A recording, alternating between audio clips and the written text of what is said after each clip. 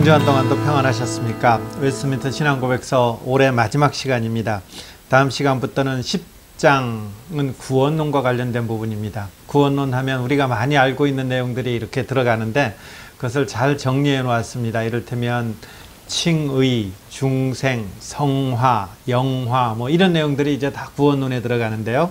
좀 길게 웨스트민스터 신앙고백서는 설명되어 있습니다. 그래서 이 부분은 내년 1월 첫째 주부터 다시 시작하는 것으로 하고요. 오늘은 이제 제9장 자유의지 올해의 마지막 시간입니다. 그래서 12월 한 달간은 저희들이 이제 웨스트민스터 신앙고백서 강론은 휴무하게 되는 것이죠. 오늘 이제 자유의지와 관련된 부분인데, 이 자유의지와 관련해서 이제 오해하지 말아야 될 것은 이 그리스도인의 자유, 이 부분을 말하는 것이 아닙니다. 그리스도인의 자유로움, 예수 그리스도 안에서 죄 안에서 누리는 죄를 벗어난 그 자유로움, 이런 부분들은 웨스트민스터 신앙고백서 20장에 가면 따로 이렇게 되어 있습니다.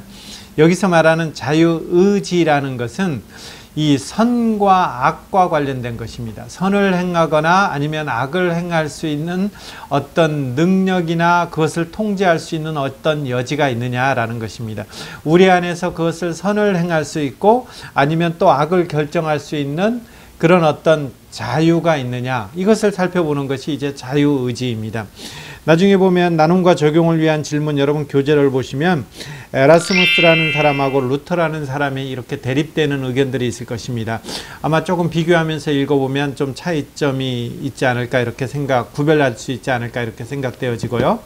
여하튼 이제 오늘 자유의지와 관련된 부분인데, 이 부분은 지난번에 이제 몇 번 다뤘기 때문에 저희들이 웨스트민스터 신앙고백서 이 9장 전에 오면서도 이 부분은 이렇게 다뤘던 내용입니다. 그래서 그렇게 어렵지 않을 것입니다. 그래도 한 도표 안에 이 자유의지 제9장의 내용을 한 도표 안에 이렇게 정리해 놓으면 이런 것입니다. 선과 악을 결정할 수 있느냐? 선이라는 것은 우리가 착한 행실, 이렇게 우리가 어떤 도덕적이고 윤리적이고 어떤 그런 행실들, 이런 것을 선으로 얘기하는 것이 아니고, 여기 성경에 나온 선이라는 것은 하나님 앞에서 그 착함을 드러낼 수 있느냐라는 거죠. 하나님의 어떠한 것들을 만족시킬 수 있는 그 행위들을 우리는 선이라고 표현하는 것입니다. 그 선을 우리가 행할 수 있느냐, 아니면 반대로 하나님 앞에서 그것들을 만족시키지 못하는 것, 악한 어떤 것들이 우리가 결정될 수 있느냐라는 것입니다. 이런 것을 했을 때 우리는 이렇게 좀 구분해 놓았습니다. 전에 한번 했던 것들이 기억날지 모르겠지만, 이 사람의 의지에 본성의 자유를 부어서 그 의지들이 필연성에 의해서 결정되지 않도록, 어떤 당연한 어떤 것들에 의해서 결정되지 않도록 우리에게 자유한 의지를 주었는데, 이 자유의지가 어떤 우리의 인생의 어떤 상태에 따라서 다르게 드러나더라라는 것입니다. 선과 악을 우리가 행할 수 있는 능력이 우리의 어떤 상태에 따라서 성경은 다르게 표현된 것입니다. 여기 첫 번째 무죄 상태라는 것은 우리가 죄가 없는 상태죠. 이때가 언제였나요?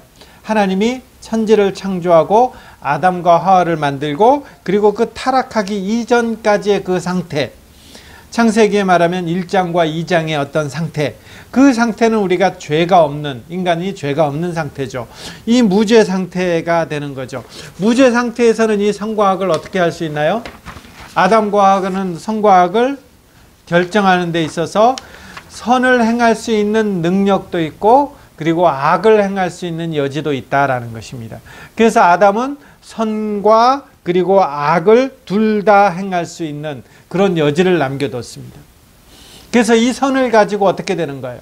이 선을 가지고 하나님 앞에서 구원을 얻을 수 있고 영원한 생명을 얻을 수 있고, 또 이게 선과 반대되는 이 악을 결정한다면 영원한 죽음에 이를 수 있는, 영적인 죽음에 이를 수 있는 이런 어떤 상태까지 올 수 있는 것이 아담의 상태인 것입니다. 아담은 어떤 것을 선택했나요? 선을 선택한 것이 아니라 결국은 악을 결정하게 되죠. 선악을 알게 하는 나무의 열매를 먹지 말라 했는데 아담은 그것을 어기고 악을 결정하게 되는 것입니다. 그래서 인생들이 어떻게 되나요? 아담뿐만 아니라 오고 오는 모든 생육법으로 태어난 모든 인생들에게는 죄의 상태가 되는 것입니다. 죄의 상태 가운데 타락하게 되는 것입니다. 이때 인생들은 어떻게 되나요? 선과 악을 결정하는데 선을 도저히 행할 수 없을 만큼 선 앞에서는 완전한 무능력, 전적 타락이 되는 것이죠. 그래서 이 죄의 상태 가운데 인생이 선택할 수 있는 것은 모든 것이 악만 선택할 수 있는 거죠. 우리는 하나님을 만족할 수 있는 그 어떤 선택도 할 수가 없게 되는 것입니다. 여러분, 이게 죄의 상태인 것이죠. 어떤 선을 향할 수 있는 선을 향한 의지, 능력 이런 것들은 다 잃어버리게 되고 그 선으로부터 완전히 떠나서 죄 중에 죽게 되는 상태, 이게 죄의 상태인 것입니다. 근데 이제 이런 상태 가운데서 하나님은 그대로 놔뒀습니까 했을 때에 여러분 세 번째 보면 여기에 은혜의 상태라고 이렇게 표현되어 있죠. 이것은 하나님이 죄인을 회심시켰고 그 하나님께서 죄의 상태에서 은혜의 상태로 옮겨 놓은 것입니다. 이게 언제입니까 했을 때 지금 우리 말하고는 거죠. 우리의 상태가 어떤 상태입니까 했을 때에 우리가 죄에 노예되어 있던 상태에서 예수 그리스도의 그 보혈의 공로로 말미암아서 우리를 은혜의 상태로 놓여진 거죠. 그러면 우리는 선을 행할 수 있습니까? 악을 행할 수 있습니까? 라고 했을 때에 우리는 하나님의 은혜로 말미암아서 영적 선을 자유롭게 원하고 행할 수도 있는 그런 상태라는 것입니다. 우리가 하나님 앞에서 영적인 선을 행할 수 있다라는 것입니다. 그러면 우리는 악과는 완전히 멀어진 상태인가요? 했을 때 우리 안에 아직도 부패성이 남아있기 때문에 우리 안에 아직도 옛 습관이 남아있기 때문에 우리는 완전히 그리고 전적으로 선만 행하는 것이 아니라 악도 원하게 되는 것이죠. 제가 이 예를 많이 들었던 것 같은데 왕자와 거지라는 우리가 소설이 있지 않습니까? 그 거지가 왕자로 변했을 때에 그 신분은 변했지만 그 습관에 있어서는 왕자의 삶보다는 옛날 거지의 삶이 너무 편한 것이죠. 예를 들면 음식을 먹는데 왕자는 이렇게 딱 소위 세팅되어 있잖아요. 옷도 잘 입고 그 다음에 먹고 하는 것들도 보면 어떤 이런 도구를 사용해서 먹지만 거지는 그냥 편하게 입고 편하게 이렇게 집어먹는 이 생활을 하는 거죠. 그러니까 왕제가 되었어도 그 거지의 그 본래 습관들이 자신에게는 너무 편한 것이죠. 마찬가지예요. 우리도 은혜의 상태가 됐지만 영적 선을 행할 수 있는 상태가 되었지만 여전히 우리 안에 쓴뿌리 옛 습관이 남았기 때문에 우리가 부패 때문에 완전히 선을 원하는 것만 아니라 우리에게는 악도 원하게 되는 거죠. 그래서 우리가 뭘 해요? 그래서 우리가 죄를 저지르는 거죠. 하나님의 은혜의 상태, 하나님의 자녀가 됐음에도 불구하고 우리가 죄를 짓는 이유가 여기에 있는 것입니다. 그러면 우리가 이 죄를 언제까지 갖고 갑니까 했을 때에 영광의 상태 전까지죠. 영광의 상태라는 것은 예수 그리스도가 이 땅 가운데 재림했을 때 우리가 주님 앞에 얼굴과 얼굴을 대면하여 볼 때 이때는 영광의 상태인 것입니다. 이 영광의 상태 속에서는 우리는 뭘 행하는가요? 선과 악을 결정하는 것이 아니라 우리 속에는 선만, 하나님을 만족하는 행위들만 할 수 있는 것이죠.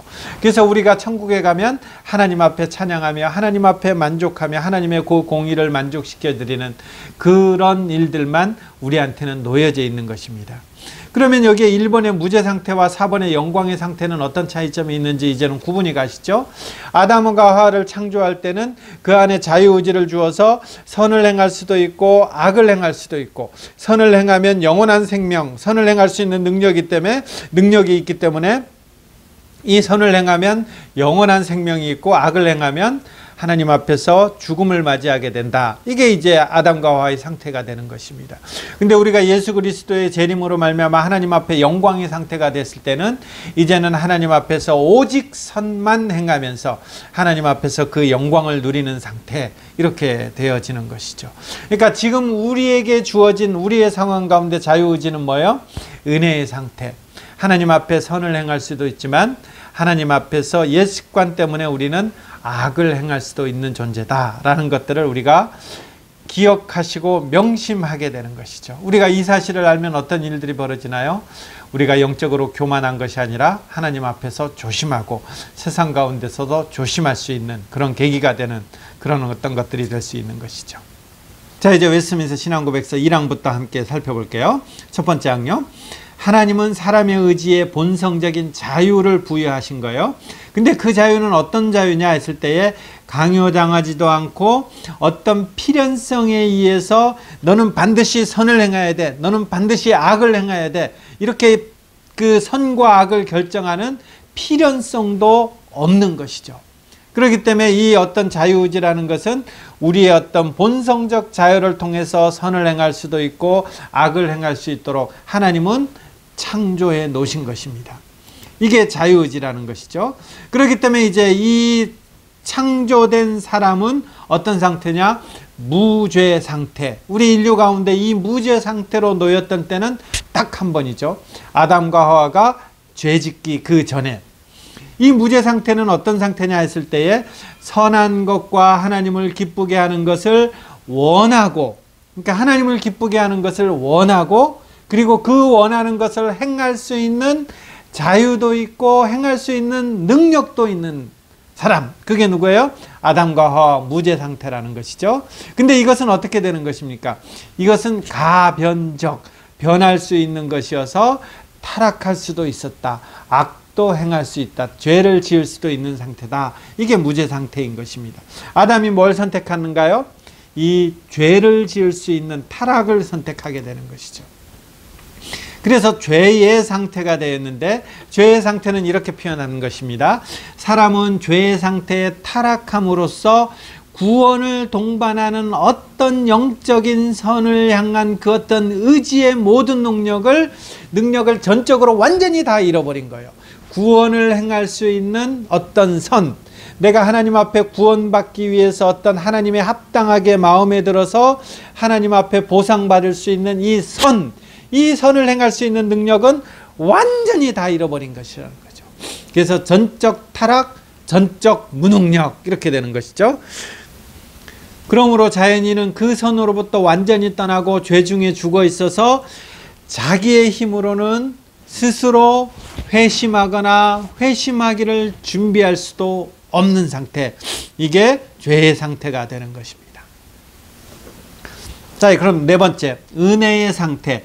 하나님이 이제 죄인을, 그 전적으로 무능력한 죄인을 회심시키고 그를 은혜의 상태로 옮기셨을 때에 하나님은, 잘 보세요, 그를 죄 아래 있던 본래의 멍에에서 해방시키고 오직 그의 은혜로 말미암아서 이제는 어떤 영적 선을 자유롭게 우리가 원하고 행할 수 있게 하셨다. 그래서 우리가 하나님의 마음에 들게 할 수 있어요, 없어요? 있는 것이죠. 뭐 때문에요? 하나님이 우리를 회심시켜서 은혜의 상태로 옮기셨기 때문에 우리는 하나님 앞에 이쁨 받을 수 있는 어떤 행위들을 할 수 있다라는 것입니다. 그것을 이제 여기서 표현하는 영적 선을 자유롭게 원하고 행할 수 있는 것이죠. 그러나 그의 남아있는 부패 때문에 그는 완전하게 혹은 전적으로 선을 원하는 것만이 아니라 또는 뭘 원해요? 악도 원하는 것이죠. 그래서 우리가 어떻게 돼요? 죄도 짓게 되는 이유가 여기에 있는 것입니다.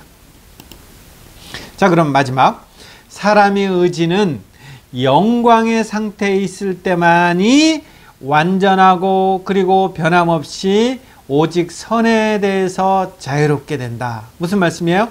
영광의 상태가 되어 있을 때만이 우리는 완전하고 변함없는 선을 자유롭게 행할 수 있다는 것입니다. 우리는 악과 떨어진, 죄와 떨어진 선을 행할 수 있는 것이죠. 그게 우리의 의지인 것입니다. 이게 언제요? 영광의 상태 있을 때. 이게 언제입니까? 예수 그리스도가 재림할 때.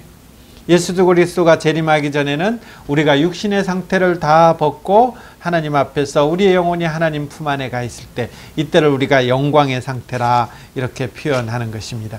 그래서 우리의 어떤 선과 악을 행할 수 있는 이런 것들을 이렇게 네 가지로 성경은 구분해서 이렇게 분류해 놓고 있는 것이죠. 그래서 우리가 지금 있는 상태가 무슨 상태죠? 은혜의 상태. 우리는 하나님 앞에서 마음껏 하나님을 찬양하면서 그 하나님 앞에서 영광을 돌릴 수 있는 존재로 우리는 세워주신 것이고, 또 역으로 표현한다면 아직 우리가 연약성을 갖고 있기 때문에 우리는 죄 지을 수 있는 가능성이 무한한 그런 존재가 역시 우리다라는 것입니다. 그래서 우리는 하나님 앞에서 우리가 부패성을 가졌기 때문에 하나님 앞에서 조심하며 긴장하며 죄의 연약성을 하나님 앞에 의지하면서 의뢰하면서 살아가는 자세도 필요하고, 또 한편으로는 우리의 삶이 어떻게 돼야 되는가요? 하나님 앞에서 영광을 돌리며 우리의 몸짓을 통해서 우리가 하나님 앞에서 영광 돌릴 수 있는 그런 축복의 통로로서 역시 우리는 살아가야 되는 것입니다. 이게 우리에게 주어진 상태라는 것입니다. 선을 행하면서 살아가야 되고 또 죄에 대해서는 긴장하면서 살아가는 것. 이게 은혜의 상태죠. 오늘도 이 삶이 있기를 소원합니다. 하나님께서 우리에게 이런 상태에 놓여져 있다는 것은 이 상황을 잘 알면서 그렇게 살아가는 것입니다.